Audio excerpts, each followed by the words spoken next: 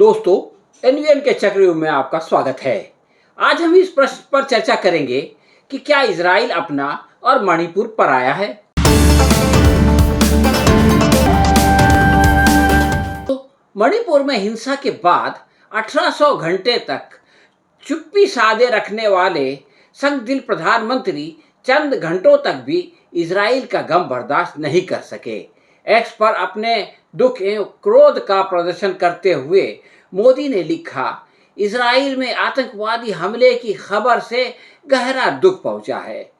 इस तरह का दुख मोदी जी को मणिपुर की हिंसा के मारे जाने वाले बेकसूरों की मौत पर नहीं हुआ था। उस समय सरकार दरबार में रहस्यमय सन्नाटा छाया हुआ था, यहाँ तक कि विपक्ष को उन्हें मजबूर करने की खातिर अविश्वास प्रस्ताव पेश करना पड़ा। इसके बाद जब टुप्पी टूटी तो घंटों बोलने वाले प्रधानमंत्री ने मणिपुर पर कुल 30 सेकंड में अपना मत व्यक्त किया। इस निर्दयीपूर्ण बयान में न तो मणिपुर की विवाद पर संवेदना जताई गई थी, न आतंकवादियों की निंदा की गई थी और न शांति की अपील थी। प्रधानमंत्री मोदी ने मणिपुर में जारी हिंसा को दूसरे राज्यों में महिलाओं के खिलाफ अपराध से जोड़कर उसे हल्का करने का निंदनीय प्रयास भी किया था।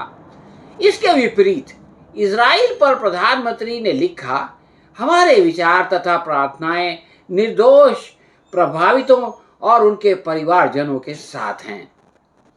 हम इस मुश्किल की घड़ी में इजराइल के साथ सौहार्द के साथ खड़े हैं। काश कि प्रधानमंत्री इसी तरह की संवेदना का प्रदर्शन मणिपुर की उन महिलाओं के साथ भी करते जिन्हें सार्वजनिक रूप से निर्वस्त्र किया गया था। प्रधानमंत्री की मणिपुर के प्रति यह उदासीनता और इजराइल के प्रति यह गर्मजोशी देखकर समझ में नहीं आता कि वो किस देश के प्रमुख हैं। उनको अपनों के बजाय पराये लोगों के साथ इतनी हमदर्दी आखिर क्यों है। मणिपुर में डबल इंजन सरकार के मुख्यमंत्री बीरेन सिंह ने 5 महीने बाद भी अपनी ही पार्टी के प्रधानमंत्री को फोन करने का कष्ट नहीं किया, मगर इजराइल के याहू को दिल्ली में बैठे अपने मित्र की याद आ गई और इस टेलीफोन को जो दोनों प्रधानमंत्री के बीच हुई फौरन डाल दिया गया मीडिया में। इससे ये शक होता है कि कहीं ये नाटक तो नहीं था। सुभाष चंद्र बोस और भगत सिंह के नाम पर वोट मांगने वाले विनायक दामोदर सावरकर के शिष्य प्रधानमंत्री मोदी ने हमास की स्वतंत्रता संघर्ष को इजराइल पर आतंकवादी हमला करार देकर मरने और जख्मी होने वालों के प्रति दुख व्यक्त तो किया, मगर वो भूल गए कि इजराइल के जवाबी हमले में जो लोग मौत के मुंह में चले गए हैं वो भी इंसान हैं। मोदी ने एक तरफा सहानुभूति जताते हुए कहा कि भारत की जनता इस मुश्किल समय में इजराइल के साथ खड़ी है। भारत आतंकवाद के तमाम स्वरूपों की सख्ती और स्पष्ट रूप में निंदा करता है। प्रधानमंत्री को पता होना चाहिए कि 2008 से सितंबर 2023 तक 6,407 फिलिस्तीनी इजरायली आतंकवाद का शिकार हुए हैं और इसके जवाब में सिर्फ 308 इजरायलियों को मौतें आई हैं। ये संयुक्त राष्ट्र के रिकॉर्ड में दर्ज है। मोदी ने फोन करके अपडेट देने वाले बेंजामिन नेतन्याहू का धन्यवाद कहा। ये आश्चर्यजनक स्थिति है कि हजारों मील दूर प्रदेश से याहू तो मोदी को अपनी परिस्थिति से अवगत कराने के लिए फोन करते हैं, मगर मणिपुर का मुख्यमंत्री इसका साहस नहीं करता। ऐसा क्यों होता है, इस प्रश्न पर भक्तों को विचार करना चाहिए। प्रधानमंत्री जिस दिन इजरायलियों के लिए आंसू बहा रहे थे, उसी दिन मणिपुर से एक दिल दहला देने वाली वीडियो सामने आई। उसमें 37 वर्षीय लाल जेम्स को जिंदा जलाया जाना देखा जा सकता है। उसकी लाश 5 महीनों बाद भी सरकारी अस्पताल में पड़ी हुई है। मणिपुर के 3 बड़े राजकीय अस्पतालों में 96 ऐसी लाशें मौजूद हैं जिनको लेने के लिए किसी ने अभी तक संपर्क नहीं किया। प्रधानमंत्री क्या उन आतंकवादियों का पता लगाएंगे जिन्होंने ये नरसंहार किया और उनके डर से मरने वालों के परिवारगण लाशें लेने की हिम्मत नहीं जुटा पा रहे हैं? संघ परिवार के इन आतंकवादियों के खिलाफ न कुछ बोला जाता है और न कोई कार्रवाई होती है।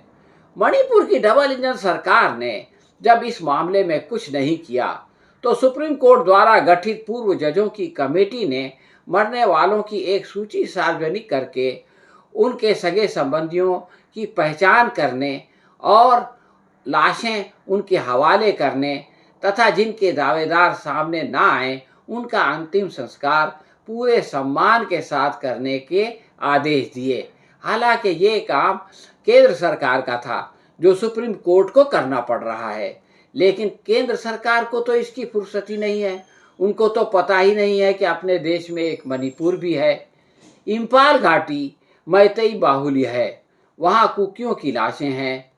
चूराचंद में मेडिकल कॉलेज में दोनों गिरोहों की लाशें हैं, मतलब कुकियों की और मैतियों की, मगर उनमें भी कुकियों की अधिक संख्या है। दोनों समुदाय चूंकि एक दूसरे के इलाकों में नहीं जा सकते, इसलिए ये लाशें बिना पहचान के पड़ी हैं। 5 महीने बाद भी हालात ऐसे नहीं हैं कि इन लाशों की तस्वीरें जारी हो सकें।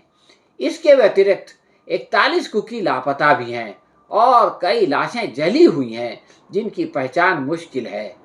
मैतेई समुदाय की असहिष्णुता का ये हाल है कि वो अपने इलाके में कुकियों की लाश दफनाने की इजाज़त भी नहीं दे रहे हैं।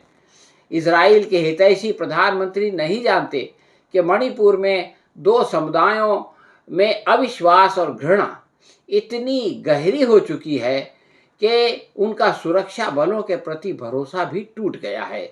मैतेई समुदाय सेना और असम राइफल्स पर कुकी समुदाय की मदद करने का आरोप लगाता है, जबकि कुकी राज्य पुलिस और राज्य सुरक्षा दल को मैतेई समर्थक मानते हैं।